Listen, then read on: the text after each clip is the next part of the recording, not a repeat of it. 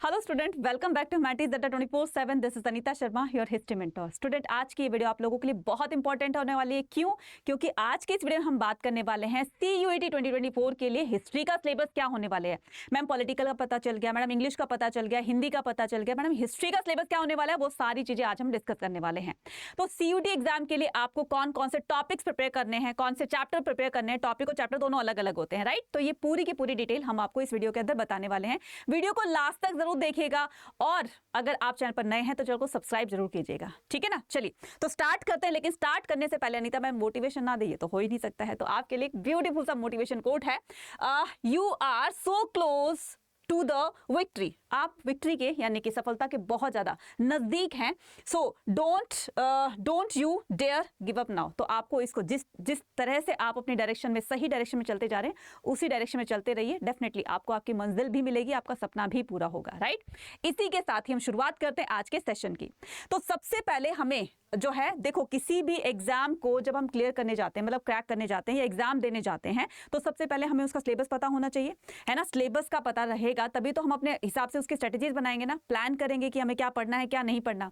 अब सोचो जरा, सिलेबस नहीं पता होता, ठीक है, सिलेबस अगर हमें नहीं पता तो क्या चीज हमें अपने एग्जाम के लिए प्रिपेयर करनी है, क्या नहीं करनी है, तो वो चीज भी हम पढ़ जाएंगे जो नहीं आने वाली है। भाई क्यों अपना टाइम वेस्ट करें, है ना। और जो चीज आने वाली है उसको तो पढ़ेंगे, जो चीज नहीं आने वाली उसको क्यों पढ़ें। तो इसके लिए क्यों ना पढ़े हैं, तो सिलेबस को जानना बहुत जरूरी होता है। इसके अलावा सिलेबस को हम डिटेल में जानने के लिए हमें कौन कौन से बेनिफिट्स हो सकते हैं, यहां पर ध्यान से देखिएगा। Say it contain all the necessary information that one needs to know. हर एक को सिलेबस जानना बहुत जरूरी होता है, इससे हम अपने एग्जाम की स्ट्रेटेजीज को प्लान कर सकते हैं, ठीक है। It explain the detail course of the structure. तो इससे हम अपने कोर्स को एक पूरे स्ट्रक्चर उसको स्ट्रक्चराइज कर सकते हैं, है ना, उसका स्ट्रक्चर बना सकते हैं। It gives you account of the related study material and information about the exam. तो इससे हम अपने एग्जाम का जो स्टडी मटेरियल होता है कि कौन से चैप्टर्स आने वाले हैं, कौन से नहीं आने वाले हैं, टॉपिक्स कौन से करने हमें, कौन से नहीं करने, तो इससे हमें पता चल जाता है सिलेबस के बेस पर। तो it outline your success in the exam. तो सबसे बड़ी जो हमारी सक्सेस होती है एग्जाम की, मतलब हम एग्जाम को कैसे क्लियर कर सकते हैं, तो उसके लिए सिलेबस जो है ना, एक बहुत अपना इंपॉर्टेंट रोल प्ले करता है। तो सबसे पहले हमें क्या करना है, सिलेबस को जानना है। तो इसी सिलेबस को हम जानते हैं। हिस्ट्री का सिलेबस क्या होने वाला है, जैसे देखो ये आपका क्या है, ये बोर्ड एग्जाम का सिलेबस, मतलब बोर्ड एग्जाम प्लस CUET में दोनों की ही बात करूंगी इसमें, ठीक है। तो देखो ये आपका क्या है कि आपके जो हिस्ट्री के ना, आपकी 3 बुक्स हैं, ठीक है, हिस्ट्री की 3 बुक्स हैं। तो पहले हम बात करते हैं किसकी, अपने बोर्ड एग्जाम की, ठीक है। तो ये आपका पूरा का पूरा कितने टोटल जो है वो आपका ये क्लास 12th का है, ठीक है। ये किसका है, क्लास 12th का है। तो टोटल इसमें कितने चैप्टर्स है, टोटल इसमें 12 चैप्टर्स हैं, ठीक है। टोटल कितने चैप्टर्स हैं इसमें, 12 चैप्टर्स हैं। 3 बुक होती हैं। तो बुक 1 जो है वो हमारी एंशिएंट हिस्ट्री होती है, सेकंड बुक हमारी मेडिवल हिस्ट्री होती है, और थर्ड बुक हमारी कौन सी होती है, हमारी थर्ड बुक होती है मॉडर्न हिस्ट्री, ठीक है। अब हम क्या करते हैं, अब हम वन बाय वन चीजों को समझते हुए चलते हैं। तो सबसे पहले हम क्या करेंगे, एंशिएंट हिस्ट्री की बात करते हैं, ठीक है। सबसे पहले हम एंशिएंट हिस्ट्री की बात करते हैं, ठीक है। उसके बाद हम करेंगे किसकी, मेडिवल हिस्ट्री की, ठीक है। और उसके बाद बात करेंगे हम किसकी, मॉडर्न हिस्ट्री की, ठीक है। मैंने शॉर्ट में लिख दिया, मॉडर्न हिस्ट्री की बात करेंगे। तो इसमें आपके 4 चैप्टर्स हैं, ठीक है। जैसे हमने पिछली स्लाइड में देखा था कि फर्स्ट चैप्टर, ठीक है, फर्स्ट चैप्टर आपका एज इट इज है, जो कि आपके CUET एग्जाम में भी आने वाला है। ये क्लास 12th के लिए, वो ये जो मैं स्ट्रेटेजी बताने वाली हूं, ये आपकी रहेगी कौन सी, CUET के लिए, ठीक है। ये किसकी रहेगी, आपकी CUET के लिए, ठीक है, CUET 2024 के लिए। तो ये जो चैप्टर्स हैं ये आपके क्लास 12th के हैं, ठीक है, जिसमें आपका brick, beads and bones, kings, farmers and town, kinship, caste and class और थिंकर्स, बिलीफ्स एंड बिल्डिंग, ठीक है। ये आपके क्या हो गए, ये आपके क्लास 12th के हैं। तो ये आपके CUET में भी सेम होने वाले हैं, ठीक है। तो CUET में भी क्या रहेंगे, एंशिएंट हिस्ट्री में सेम रहेंगे, यानी कि अभी तक आपका कोई चेंज इसमें नहीं हुआ है, ठीक है, सेम रहने वाले हैं। इसके बाद हम बात करते हैं किसकी, मेडिवल हिस्ट्री की। तो मेडिवल हिस्ट्री में आपके कितने चैप्टर्स हैं जो कि आपके CBSE बोर्ड एग्जाम में आने वाले हैं। तो वो है आपका through the eyes of traveller, जो कि 5th चैप्टर है, Bhakti Sufi tradition and imperial capital Vijayanagar और the peasant, zamindar and the state. यानी कि मैम ये भी सेम रहने वाले हैं, बिल्कुल सही है। तो हम इसको भी क्या कर देते हैं, इसको भी हम कर देते हैं कि ये भी आपके सेम ही रहने वाले हैं। अब मैम चेंज कहां पर हुआ, तो चेंज हुआ बच्चे यहां पर, ठीक है। जो हमारा थर्ड पार्ट है हिस्ट्री का, जिसको हम कहते हैं मॉडर्न हिस्ट्री पार्ट 3, उसमें जो हमारा चैप्टर 9 है, उसमें मैंने क्या कहा, उसमें जो हमारा चैप्टर 9 है, जिसका नाम है, चैप्टर 9 है जिसका नाम है किंग्स, एंड क्रॉनिकल्स, ठीक है, किंग्स एंड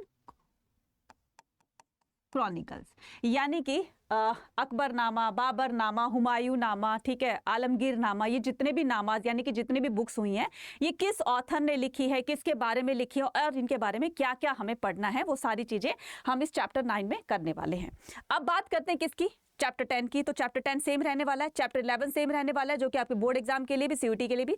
और जो चैप्टर 12 है, यानी कि देखो 11 के बाद इसमें 12 है, तो 11 के बाद इसमें 13 है, तो हमारा चैप्टर कौन सा, 12 जो है वो डिलीटेड है। अभी 12 चैप्टर कौन सा है, 12 चैप्टर है मैम हमारा क्या, कॉलोनियल सिटीज, ठीक है, तो कॉलोनियल सिटीज, ये चैप्टर हमारा जो है वो बोर्ड एग्जाम में नहीं आ रहा है, लेकिन हमें सीयूटी के लिए प्रिपेयर करना है, और मैंने यहाँ पर सीयूईटी के लिए ही लिखा है, वो किसके लिए, यूजी के लिए, यानी कि अंडर ग्रेजुएशन के लिए, ठीक है, अंडर ग्रेजुएट के लिए।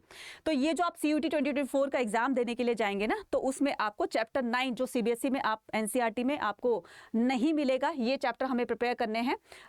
मॉडर्न हिस्ट्री से चैप्टर 9 है, चैप्टर 12 है, और एक और चैप्टर है चैप्टर 15 जिसका नाम, चैप्टर 14 जिसका नाम है अंडरस्टैंडिंग पार्टीशन। क्या नाम है बच्चे, अंडरस्टैंडिंग पार्टीशन, ठीक है। तो ये जो अंडरस्टैंडिंग पार्टीशन है, इससे काफी सारे क्वेश्चन जो है, अंडरस्टैंडिंग पार्टीशन, काफी सारे क्वेश्चंस पूछे जाते हैं। तो ये तीनों ही चैप्टर बहुत बहुत ज्यादा इंपॉर्टेंस रखते हैं, ठीक है।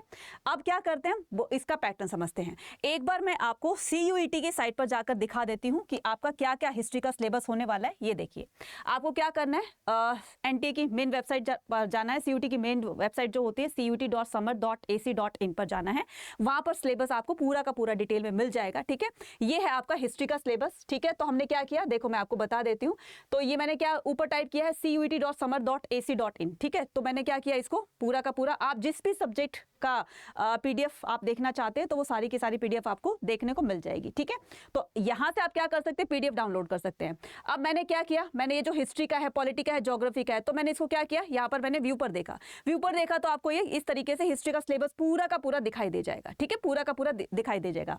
अब यहाँ पर हम डिटेल में समझने वाले हैं कि मैम कौन कौन से टॉपिक्स हमें करने वाले हैं, ठीक है। टॉपिक्स की बात कर रही हूँ, चैप्टर तो मैंने बता दिए कि 3 चैप्टर्स आपके जो डिलीटेड हैं एनसीईआरटी से, वो चैप्टर भी आपको प्रिपेयर करने हैं सीयूटी के लिए। अब थोड़ा सा डिटेल में जान लेते हैं कि कौन कौन से टॉपिक्स हमें करने हैं, ठीक है। तो ये जो हमारा फर्स्ट हड़प्पा है, ये एज इट इज रहेगा, ठीक है। पॉलिटिकल साइंस इकोनॉमिक, ये जो हमारा चैप्टर 2 है, इंस्क्रिप्शंस टेल द स्टोरी। फिर आपका यूनिट 3 में आ जाएगा social histories using the Mahabharata, ठीक है। 4th में आ जाएगा आपका history of Buddhism, Sanchi stupa, ठीक है। उसके बाद medieval society through the eyes of travellers, ठीक है। उसके बाद क्या आ जाएगा, उसके बाद हमारा ये टॉपिक आएगा जो कि है हमारा भक्ति सूफी ट्रेडिशन से, ठीक है। इसमें रिलीजियस हिस्ट्रीज आ जाएंगी। 7 जो टॉपिक रहेगा हमारा, 7 जो चैप्टर है हमारा, न्यू आर्किटेक्चर हम्पी, ठीक है। तो ये विजयनगर के बारे में है, तो ये पूरा का पूरा हम डिटेल में समझने वाले हैं। जो 8 चैप्टर है हमारा, कौन सा, अगेरियन रिलेशनशिप इन द आईने अकबरी, तो ये आपका हो जाएगा chapter 8। Chapter 9 the Mughal court, अभी मैंने कहा ना कि चैप्टर 9 आपका एनसीईआरटी में नहीं दिया हुआ है, और जो आपको बोर्ड एग्जाम के लिए प्रिपेयर नहीं करना है लेकिन सीयूटी के लिए करना है। तो ये देखिए सीयूटी में बिल्कुल मेंशन किया है, लेकिन यहाँ पर ध्यान से देखिएगा, outline of political history century 15 से लेकर के 17th सेंचुरी के बीच वाला जो पोर्शन है वो आपको करना है। Discussion of the Mughal court and the political, ठीक है। तो ये आपके टॉपिक्स हैं बच्चे, ठीक है, ये आपके टॉपिक्स हैं। उसके बाद हम आते हैं किस पर, उसके बाद हम आते हैं colonialism and the ruler society, ये आपका चैप्टर 10 है जो एज इट इज आ रहा है, ठीक है। उसके बाद चैप्टर 11 है आपका कौन सा, रिप्रेजेंटेशंस ऑफ द 1857, यानी कि रिबेल्स एंड राज, राइट। तो इसमें रिबेल्स एंड राज में द इवेंट ऑफ 1857-58, उसके बाद how the events were recorded and the narrated. बच्चे ये जो टॉपिक्स है ना, इन्हीं टॉपिक से आपके सीयूटी एग्जाम में क्वेश्चंस पूछे जाएंगे, ठीक है। उसके बाद हम क्या करते हैं, चैप्टर आते हैं, chapter colonialism and the Indian town, यानी कि चैप्टर 12 जो कि आपका एनसीईआरटी में नहीं दिया है लेकिन आपको ये सीयूटी के लिए प्रिपेयर करना है। द कॉलोनियल सिटी, इसमें 3 सिटीज के बारे में बताया गया है, दिल्ली, कलकत्ता और मद्रास, चेन्नई, ठीक है। तो तीनों सिटीज के बारे में हम यहाँ पर डिटेल में जानने वाले हैं। तो इसमें क्या क्या टॉपिक हमें वो करने हैं, कवर करने हैं, growth of Mumbai, Chennai and the hill station and the cantonment of the 18 and 19th century. तो ये सारी चीजें हम इस चैप्टर के अंदर डिस्कस करने वाले हैं, राइट। उसके बाद चैप्टर 13 जो आता है, Mahatma Gandhi through the contemporary eyes, ठीक है। तो Mahatma Gandhi and the nationalist movement, तो ये इसमें इस तरीके का टॉपिक दिया हुआ है। इसमें हम नेशनलिस्ट मूवमेंट करेंगे, यानी कि 1918 से लेकर के 48 तक के बीच में जितने भी महात्मा गांधी की महात्मा गांधी जी ने जो नेशनल मूवमेंट्स लॉन्च किए थे उसके बारे में पढ़ने वाले हैं। Nature of the Gandhi's political and the leadership, तो गांधी जी की लीडरशिप में किस किस तरह से आंदोलन हुए, कौन कौन से मूवमेंट्स हुए, उन मूवमेंट्स के अंदर क्या क्या चीजें हुई, वो सारी चीजें हम डिस्कस करने वाले अपने इस चैप्टर के अंदर। उसके बाद चैप्टर 14, ये बहुत ज्यादा इंपॉर्टेंट है क्योंकि यहाँ से बहुत ज्यादा डेट्स के क्वेश्चन आते हैं। ठीक है, मैच द फॉलोइंग में भी क्वेश्चन पूछे जाते हैं डेट की फॉर्म में, तो ये चैप्टर आपके लोगों के लिए बहुत बहुत ज्यादा इंपॉर्टेंट रहेगा। Partition through the oral resources, तो आपको यहाँ पर बताना है कि the history of the 1940s, तो 1940s की हिस्ट्री क्या है वो सारा बताना है। Nationalism, communalism and the partition, तो ये टॉपिक आपको कवर करने हैं। ठीक है, उसके बाद फोकस किस पे करना है, पंजाब एंड बंगाल पे फोकस करना है क्योंकि यहाँ से काफी सारे क्वेश्चंस आपके पूछे जाते हैं सीयूटी एग्जाम के अंदर। ठीक है, उसके बाद चैप्टर 15 है the making of the constitution, framing constitution आपका एनसीईआरटी में दिया हुआ है, तो यही चीजें आपकी सीयूटी में पढ़ना है। Independence and the new nation state और मेकिंग ऑफ द कॉन्स्टिट्यूशन, ये सारी चीजें पढ़ने वाली है। अब मुझे लगता है कि सारी चीजें आपको क्लियर हो गई होंगी अपने हिस्ट्री सब्जेक्ट्स को लेकर के, सिलेबस को लेकर के। ठीक है, अब हम क्या करते हैं, आते हैं अपने इस वाले पोर्शन पर। तो इसमें क्या बताया गया है, मैंने बताया ना कि ये जो आपके 3 चैप्टर्स हैं, ठीक है, ये आपके डिलीटेड हैं जो कि आपके सीयूटी के एग्जाम के लिए आपको प्रिपेयर करने हैं। ठीक है, तो अब देखो, अब मैं किसकी बात करती हूँ, अपने क्लास 12th की बात करते हैं। ठीक है, तो क्लास 12th में देखो बच्चे, क्लास 12th में आपका जो एग्जाम होता है, ठीक है, वो कितना टोटल मार्क्स कितना होता है, टोटल वो 80 मार्क्स का होता है। ठीक है, वैसे तो ये पूरा का पूरा 100 होता है, अगर मैं टोटल ओवरऑल की बात करूं, ठीक है, ओवरऑल की बात करूं तो ये 100 मार्क्स का होता है, जिसमें 80 मार्क्स की क्या होती है, थ्योरी होती है। ठीक है, जिसमें 80 मार्क्स की क्या होती है, थ्योरी होती है, और जो प्रैक्टिकल होती है, ठीक है, जो प्रैक्टिकल होती है वो कितने की होती है, वो आपकी, मैं दोनों को बता देती हूँ, एक होती है थ्योरी, एक होती है प्रैक्टिकल। तो प्रैक्टिकल और थ्योरी में क्या डिफरेंस होता है, आपको पता ही होगा कि ये जो आपकी थियोरेटिकल एग्जाम है ये होगा आपका 80 मार्क्स का, और जो आपका प्रैक्टिकल एग्जाम है, ठीक है, जो आपका ये होगी थ्योरी, और जो प्रैक्टिकल एग्जाम है वो होगा आपका, कंसिडर करेगा कितने मार्क्स को, 20 मार्क्स को। ठीक है, तो 80 + 20 कितने हो गए, टोटल 100 हो गए, तो टोटल 100 मार्क्स का आपका एग्जाम होगा।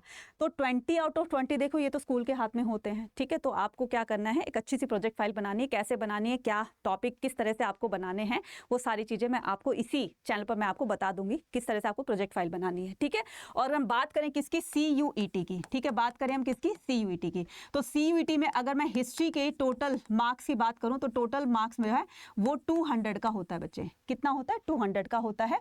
इसमें आपको जो है 50 क्वेश्चंस दिए जाएंगे, लेकिन आपको अटेम्प्ट कितने करने होते हैं, 40 क्वेश्चंस करने होते हैं। ठीक है, तो इसमें जो टोटल हमारा जो सिलेबस है, यानी कि टोटल चैप्टर्स हैं वो होंगे आपके 12। ठीक है, और इसमें जो चैप्टर होंगे टोटल वो होंगे आपके 15।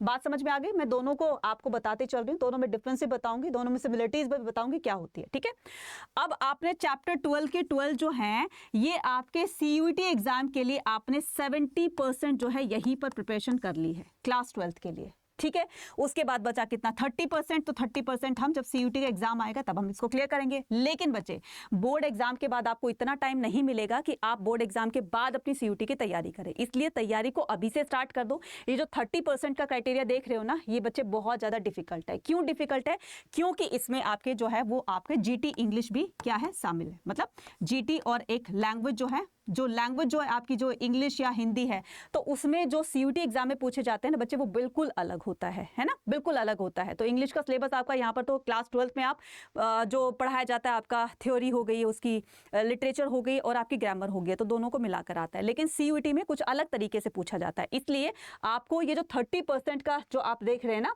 ये जो क्राइटेरिया देख रहे हैं, ये बहुत ज़्यादा क्रूशियल है, मतलब बहुत ज़्यादा इंपॉर्टेंट है, इसलिए इसको अभी से तैयारी कर दो।